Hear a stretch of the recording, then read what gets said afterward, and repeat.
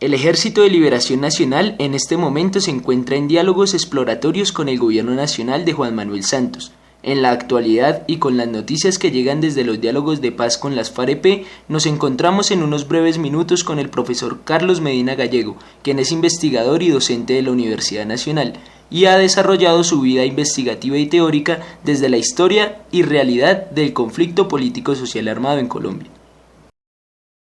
Digamos que el proceso de paz con el Ejército de Liberación Nacional anda en la fase exploratoria, que esta fase va suficientemente avanzada.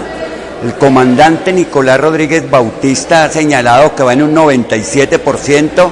y que queda un 3% de la agenda preliminar, la que va a conducir a la organización y al gobierno nacional a una mesa pública, un 3%. Se sabe de que existe una discusión actualmente sobre el lugar en el que se desarrollarán los diálogos. Se piensa que el ELN se ha planteado de que los diálogos deben desarrollarse en Venezuela. La situación en Venezuela y la situación de las relaciones internacionales y de frontera con Venezuela son muy difíciles y el gobierno no estaría dispuesto en este momento a acceder a que los diálogos se desarrollaran en Caracas. Otra parte donde se plantea que pueden ser los diálogos es en el Ecuador, donde indiscutiblemente se ha desarrollado parte de la etapa exploratoria. Pero digamos que independientemente de donde se vayan a desarrollar los diálogos, lo importante a señalar es que ya hay una agenda, que esa agenda tiene unos puntos acordados para someterlos a la discusión en la mesa pública y que este proceso, que es el proceso del ELN, hace parte de un único proceso de paz que es el que se está desarrollando en el país. Son 2 mesas de conversaciones, un único proceso de paz. Por eso muchos de los elementos que han ido avanzando en la mesa de conversaciones de La Habana serán tomados en consideración, seguramente con la especificidad que quiera darle el ELN, pero se tomarán en consideración. Temas como justicia, el acuerdo en justicia tiene que convocar al ELN porque no podrían hacer 2 propuestas en materia de justicia, una para el ELN y para la FARC. Igualmente es muy importante que el ELN avance en el camino de la definición de un cese unilateral al fuego que pueda confluir en el cese bilateral al fuego y definitivo. Esos temas también tienen que ver con las posibilidades de unir agendas.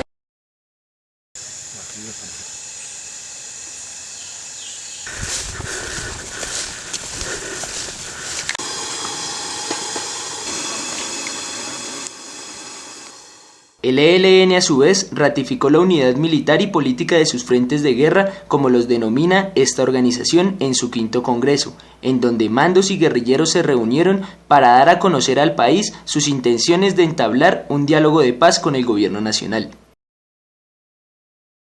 El 7 de enero de 1965, en la victoriosa toma de Simacota,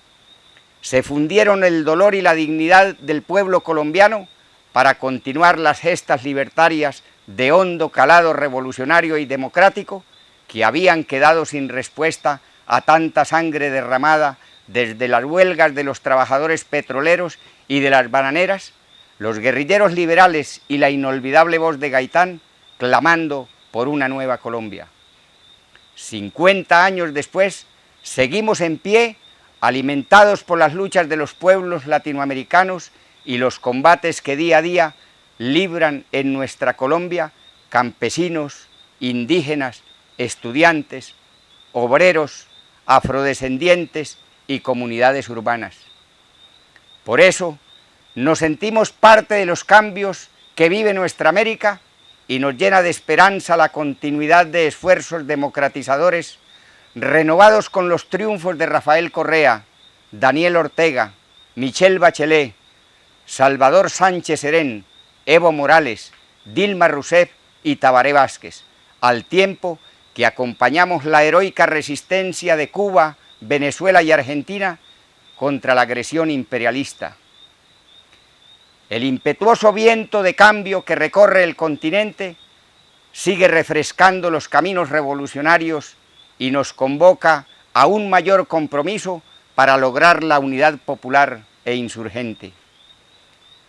Ya no tenemos excusas para andar dispersos. Los tiempos nos claman a los revolucionarios unir idearios, experiencias y fuerza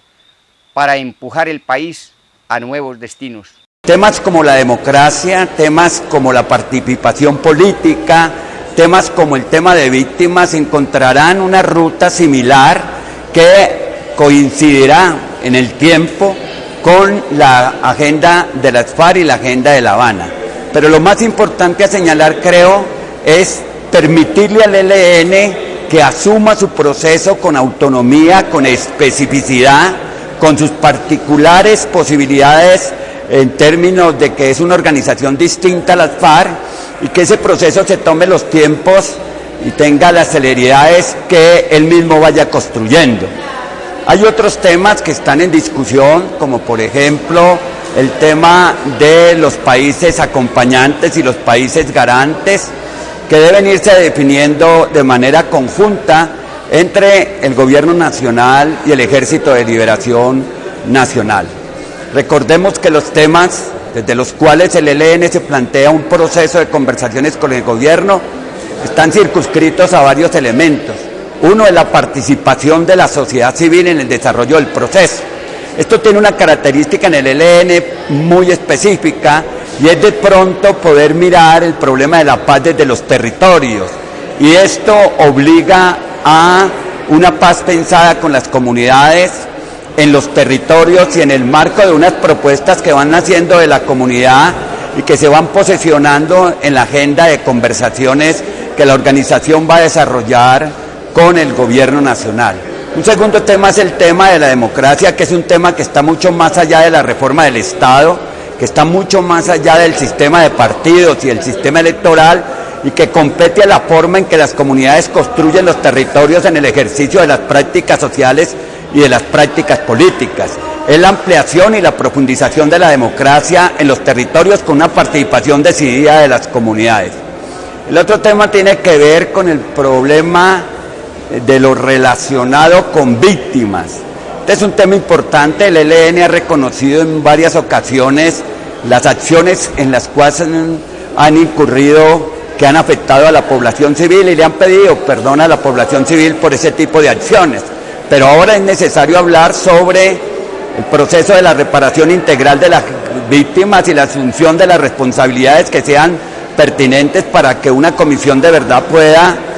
tener claridad sobre lo que ocurrió en el desarrollo del conflicto en el país. Otro tema que tiene que ver es con las transformaciones que se deben dar para la construcción de la paz.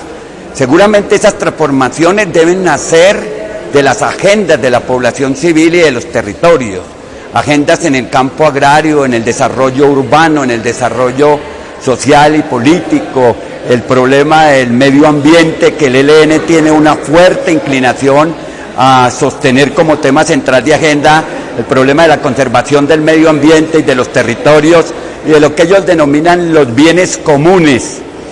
de la sociedad. E igualmente el problema mineroenergético, que es un problema que el ELN ha trabajado desde la década de los 80 y que tendrá un lugar en la discusión en la mesa de conversaciones con el gobierno. Digamos que hay un significativo avance reconocido por las partes en relación con la agenda que está en discusión en la fase exploratoria para la definición de un acuerdo común para una paz estable y duradera entre el Ejército de Liberación Nacional y el Gobierno Nacional. Como hay una etapa de confidencialidad, pues no se conocen los detalles, pero lo filtrado nos permite estar con optimismo. Yo creo que en las próximas semanas, una vez se haya superado el impasse que hay en la frontera con Venezuela y se pueda consolidar los apoyos a este proceso por los países que van a servir de garantes y de acompañantes, el país tendrá el anuncio por parte del Gobierno Nacional y del ELN del inicio de unas conversaciones de paz que en el tiempo confluirán seguramente a través de los mecanismos de refrendación y de los mecanismos de implementación con el proceso de las FARC-EP. Es así que esperamos que los diálogos con el Ejército de Liberación Nacional lleguen a buenos términos y se pueda avanzar lo más pronto posible hacia la solución política del conflicto armado, permitiendo así generar nuevos escenarios de lucha democrática para los procesos populares y campesinos en nuestro país.